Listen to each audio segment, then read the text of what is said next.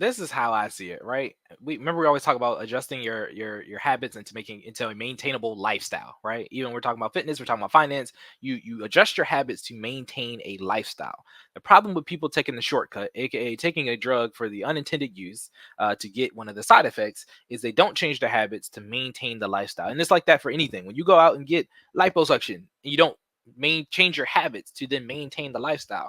You've paid several thousands of dollars, gone through a major surgery where they've gone through, sucked out the fat. If you get your BBL, they took the fat and put it somewhere else. You know what I mean? But you have to go through the change, the alteration of habits to now maintain that lifestyle, right? So if I'm eating a pizza a day, you know what I mean? All the calories and fat and everything that comes with it, and I go out and get all that sucked out with a thousand, again, very expensive surgery, and then go back to eating a pizza a day, the fat comes back, right? You're still implementing the habits that got you into the situation in the first place. Same thing with Ozempic, right? The only reason people lose weight is because the medicine has reduced whatever signal in their brain that says, hey, you need to eat right now, right? Most people don't realize that, and this is the problem with a lot of people, especially specifically Americans. We eat a lot of times outside for the physiological reasons that are necessary for food to be consumed. Does that make sense? Your body will give you the signals of when you're actually hungry, and it's most of the time is when you eat, Corey? Why do you eat? What tells you that you need to eat? Usually my stomach. Usually my stomach is hurting. Okay. I say hurting, not like I'm dying, but Yeah. You all have been hungry before, I would think. Right. When people say they're starving, which you're not starving, because if you are Gotcha. starving, it's a completely different feeling. That's what I feel like. Okay. So like hunger pains, like actual, like okay. So like that, yes, that's a reasonable I guess reason to eat, right? But the problem is a lot of people will eat at the forefront of those hunger pains, like anticipating the hunger pains versus when their body is actually hungry, right? You will be surprised how long the body can go without food if you really think about whether you're hungry or not, right? So me personally, I'm still doing my 16-hour fast a day. So I stop eating at 8 p.m. and I don't start eating again until lunchtime the next day. All right. Is if you I'm gonna be honest, I don't even think about it anymore because it's just a part of my daily functions now, right? I eat dinner, I cut it off. I can have water and fluids throughout that time, right? When I say fluids, most of the time is usually just water. If I do drink coffee, I try to limit my caffeine intake, but being a dad now, that's out the window, right? I need caffeine. So I try to drink it black, or if I do put maybe one cream and sugar on there, try to keep those calories as minimal as possible, right? Because you're still trying to keep that caloric value low, especially if you're on a fast. Also, what people don't realize is during that fast, your body does what I call it, how when you empty your recycle bin on your computer, shout out to IT, and your body's doing basically like trash cleanup in the background. That's what your body does when you're fasting, right? When you don't have any new things coming in, it has time to process and break down and clean up the unusable things, or things that they get passed out, or for whatever reason don't immediately come out your body as feces or urine.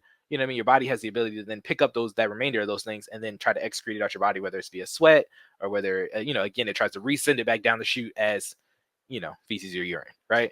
So it's like your body doing trash collection in the background. So fasting, I would even recommend people, if you don't do it every day, that's fine. But I would recommend a solid fast at least once a week to give your body time to catch up. If you don't know, your body is actually probably processing something that you ate anywhere from 6 to 9 hours ago, right? If you have a pretty standard metabolism, right? So when you eat breakfast, your body's probably still pushing out dinner from the night before. You know what I mean? Yeah, that's what you got to think about. What you pooped out. You're like, dang, why my stomach hurting like this? Like the last. I ain't ate nothing in a while. Exactly. That's how it be over here.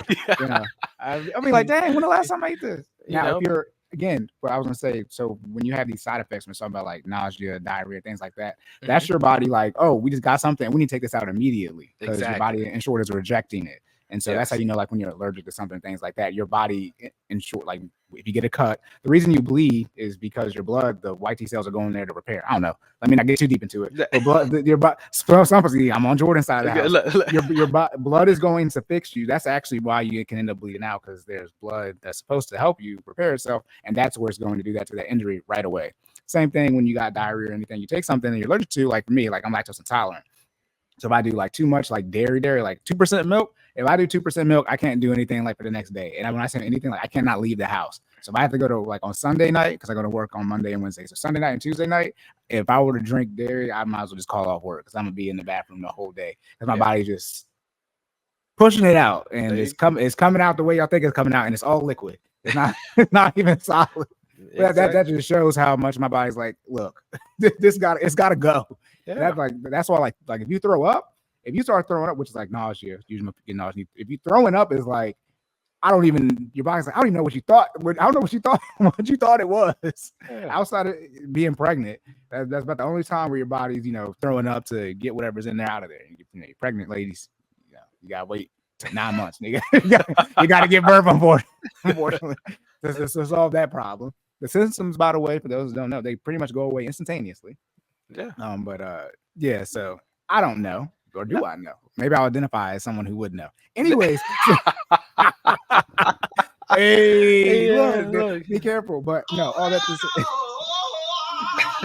Hey. Shout out to the soundboard. Oh my goodness, the soundboard is back. But yeah, all that to say, your body starts rejecting these things like instantaneously, and that's your body processing that stuff. But when you're saying a solid fast at least once a week, what exactly does that mean? And like, how long do you have to not eat / like, how many hours quantifies a fast? Like, if I go to sleep for 8 hours, that mean I'm fasting for those 8 hours? Because you're asleep most of that time, you just said.